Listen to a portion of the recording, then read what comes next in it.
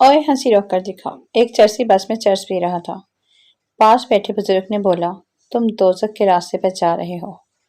चरसी, ओए बगैर तो गड्डी रोको, मैं तो गुजरात जाना सी। मिक्स लतीफी। एक अरबी शेख साहब का बेटा जर्मनी पढ़ने गया। कुछ अरसे बाद उसने वालिदैन को खत लिखा, बर्लिन शहर बहुत खूबसूरत है, यूनिवर्सिटी भी उम्दा है, लेकिन जब भी मैं अपनी गोल्ड फेरारी यानी कि कीमती गाड़ी पर यूनिवर्सिटी आता हूँ तो अजीब सा लगता है, क्योंकि बाकी क्लास फेलोज और मेरे प्रोफेसर तक सब ट्रेन में आते हैं। कुछ अरसे बाद वालिदैन की तरफ से जवाबी खत मिला, गोरों की ट्रेनों का ताना देकर हमारा दिल मत जलाओ, तुम्हारे अकाउंट में 10 मिलियन ट्रांसफर कर दिए हैं। कल से तुम भी अपनी ट्रेन खरीद कर सफर करना शुरू करो।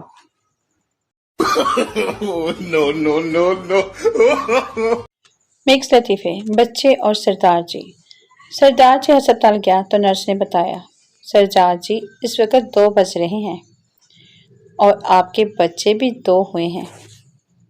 सरदार लंबे लंबे सांस लेते हुए, शुक्र है 12 बजे नहीं आया। मिक्स लतीफे। दिल की आवाज़। मैंने एक दिन दिल से पूछा, वादों और यादों में क्या फ़र्क है? दिल ने जवाब दिया, पुत्र मेरा काम तो सिर्फ ब्लड सप्लाई करना है। ए बगैरतियां तुसी आजाद कीतियां ने। मिक्स लतीफे। शोहर और बीवी दोनों मार्केट गए तो वहां एक लड़की ने शोहर को हेलो कहा। बीवी, कौन थी वो? शोहर, तुम प्लीज दिमाग खराब मत करो, अभी उसको भी बताना है कि तुम कौन हो। No no no no.